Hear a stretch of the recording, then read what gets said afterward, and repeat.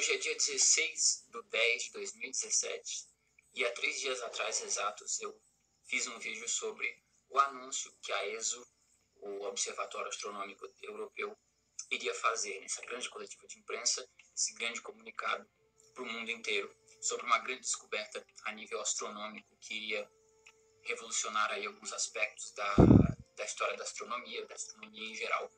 E era um grande comunicado que eles iriam dar. Esse comunicado aconteceu hoje, dia 16/10/2017, e eu vou trazer esse comunicado para vocês, o que foi que, afinal de contas, foi descoberto aí, né? Qual o grande evento astronômico que foi registrado pelos observatórios do mundo todo e que agora estão nas primeiras páginas aí dos jornais e da mídia. O que foi? O que será, né? Se trata da colisão de duas estrelas de nêutrons num processo que ficou conhecido agora como quilonova, né? Semelhante às supernovas, que são explosões oriundas da morte de estrelas, nós também temos eventos maiores do que uma supernova, que é o caso de uma quilonova, um evento astronômico, assim, uma explosão realmente colossal, oriunda de um sistema binário, ou seja, duas estrelas de nêutrons que se colidem, gerando uma explosão de raios gama violentíssima através do espaço, que foi registrada desde agosto, vem sendo registrado esses fenômenos, e eu vou falar um pouquinho sobre isso tudo no decorrer deste vídeo. Vamos lá, então. Bora. Antes de qualquer coisa, para você entender o que é uma colisão de estrelas de nêutrons, o que é uma explosão de raios gama, do que estamos falando, o que é uma quilonova, o que é uma supernova, para você começar a compreender esses assuntos, principalmente o que é uma estrela de nêutrons, porque todo o evento que está aí sendo fomentado agora, né, todo esse evento gira em torno da estrela de nêutrons. O que é uma estrela de nêutrons? Eu vou deixar no link aqui, na descrição desse vídeo, um vídeo já que existe no canal. Eu já fiz um vídeo sobre isso. Um vídeo aqui no canal chamado Estrelas de Nêutrons. Um vídeo de uns 15, 20 minutos, onde eu explico tintim por tintim o que são esses corpos celestes, né? Então, dá um pause aqui nesse vídeo, clica aqui na descrição, abre numa nova janela, assiste o vídeo sobre as estrelas de nêutrons e depois volta para cá e a gente vai continuar. Vamos lá, então. Bem resumidamente, para você que não foi lá assistir esse vídeo antigo das estrelas de nêutrons, bem resumidamente é o seguinte: nosso universo é povoado por estrelas, tais como o nosso Sol. O nosso Sol é uma estrela pequena. Existem estrelas milhões de vezes maiores do que o nosso Sol, como são as chamadas gigantes azuis, por exemplo. O Sol, toda estrela tem um período de vida. Elas nascem num berçário de estrelas, onde a poeira cósmica vai se aglutinando, formando sóis, né? Estrelas. Essas estrelas começam a crescer de tamanho e no seu interior elas começam um processo chamado de fusão nuclear, onde átomos de hélio, quer dizer, átomos de hidrogênio a princípio, né? A hidrogênio abundante, a substância mais abundante no universo, ela começa a haver ali a fusão dos átomos de hidrogênio, gerando átomos de hélio, né? Depois os átomos de hélio vão se fundindo, gerando outros elementos. Dessa forma, as estrelas vão gerando os elementos que povoam o nosso universo. Exatamente. Os elementos que são classificados na tabela periódica. Todos os elementos da tabela periódica surgiram, ganharam vida, vieram à existência a partir do núcleo de estrelas no processo de fusão nuclear. Estrelas pequenas, quando colapsam, ou seja, quando elas não possuem mais energia para fundir os átomos, elas entram em colapso. É a morte de uma estrela. Supernova. A morte de uma estrela é um evento, uma explosão gigantesca, conhecida como supernova. Exato. Existem 3 tipos básicos de estrelas: as pequenas, as médias e as grandes. Estrelas pequenas, como o nosso Sol, quando morrem no evento da supernova, quando explodem, o material todo se espalha pelo universo circundante, né, pelo espaço ao redor.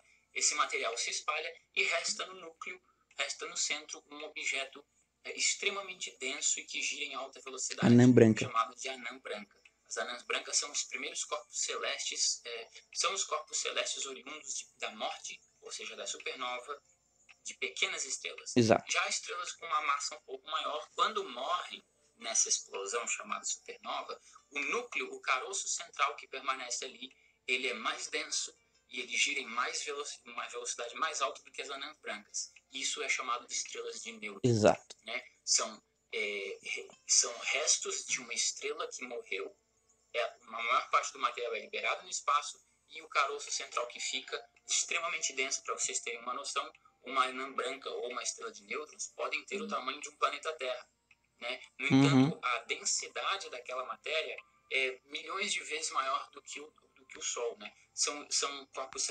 Eu vou parar por aqui. Eu coloquei esse vídeo aqui para vocês, é um vídeo antigo, né, de 2017, para falar sobre um evento, uma reportagem que saiu agora, que eu estava lendo, que foi a partir deste evento que ocorreu em 2017, ou seja, uma quilonova oriunda da explosão.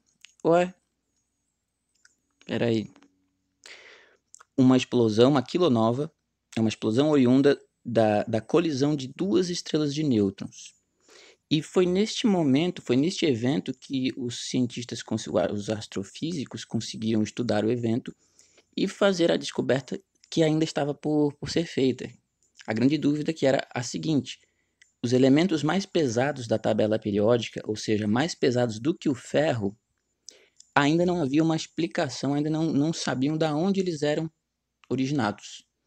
Todos os elementos da tabela periódica até o ferro já se sabe, eles são oriundos da fusão nuclear no núcleo das estrelas. As estrelas elas vão fundindo elementos, fundindo. O hélio vira, o hidrogênio é fundido em hélio, o hélio é fundido num próximo elemento, que é num próximo, e assim vão sendo produzidos os elementos químicos que nós conhecemos, que compõem toda a matéria, né? Inclusive do nosso planeta, dos nossos próprios corpos. Toda a matéria que compõe o universo, ela é produzida a partir da fusão nuclear no núcleo das estrelas. Isso até o ferro. Agora, os elementos mais pesados do que o ferro não se sabia ainda a origem. Agora nós sabemos, e eu vou ler aqui a matéria para vocês. Astrônomos detectam formação de estrôncio no universo pela primeira vez. Esse era o único elemento químico que os cientistas não sabiam como se formava no cosmos até agora. Este era o único elemento químico, tá, aqui, beleza. Pela primeira vez, astrônomos conseguiram detectar a formação de estrôncio, um metal pesado no universo. A detecção confirma algo que os cientistas já suspeitavam, que as substâncias mais massivas do cosmos podem se formar a partir da colisão de duas estrelas de nêutrons, que é o que nós acabamos de ver, né? Essa descoberta foi feita quando os especialistas analisaram os dados provenientes da união daquele número ali, né, GW170817, nome dado à colisão que gerou o estrôncio, que ocorreu em 2017, que é aquela que vocês acabaram de ver que eu falei, né? Colisão de duas estrelas de nêutrons, em 2017. Os registros foram feitos pelo espectrógrafo da Organização Europeia de Pesquisa Astronômica, a ESO, né? No Very Large Telescope, situado no Chile. E foi publicado na revista científica Nature. E o seguinte: desde os anos de 1950, os astrônomos conhecem os processos físicos que criam os elementos químicos que conhecemos hoje, mas não tinham certeza de onde no cosmos eles se formavam. Abre aspas, sabíamos que os processos que criam os elementos ocorrem principalmente em estrelas comuns, em explosões de supernovas ou nas camadas externas de estrelas antigas, disse Darak Watson, da Universidade de Copenhague, na Dinamarca, em comunicado. O surgimento dos metais pesados, entretanto, permanecia um mistério até agora. Abre aspas, não sabíamos a localização do processo final, conhecido como captura rápida de nêutrons, que criou os elementos mais pesados da tabela periódica, explicou o especialista. A captura rápida de nêutrons é um processo no qual um núcleo atômico captura nêutrons com rapidez suficiente para permitir a criação de elementos pesados. Muitos elementos são produzidos nos núcleos das estrelas, mas criar substâncias mais pesadas que o ferro, como o estrôncio, né, requer ambientes ainda mais quentes com muitos nêutrons livres. Olha ali, ó.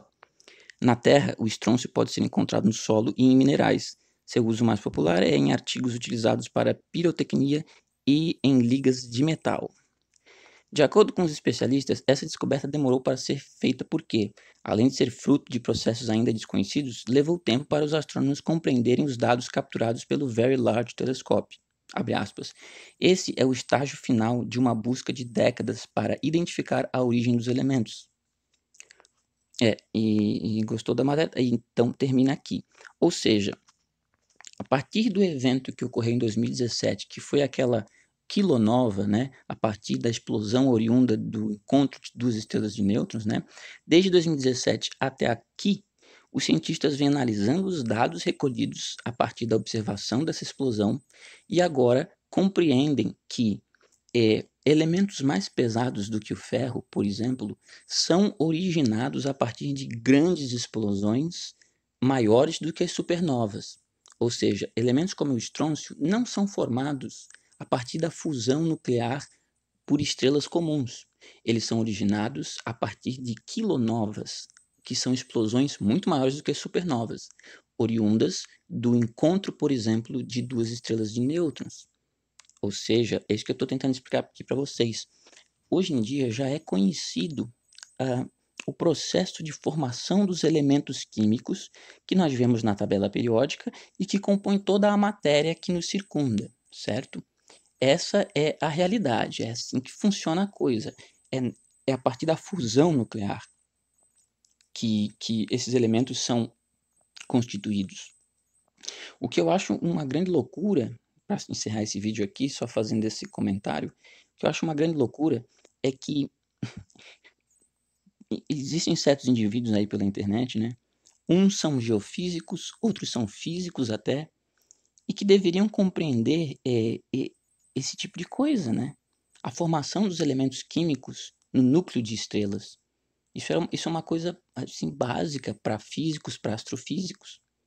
E nós temos indivíduos na internet que, apesar de possuírem PhD, sei lá o que, em geofísica, em física, né, negam a tudo isso.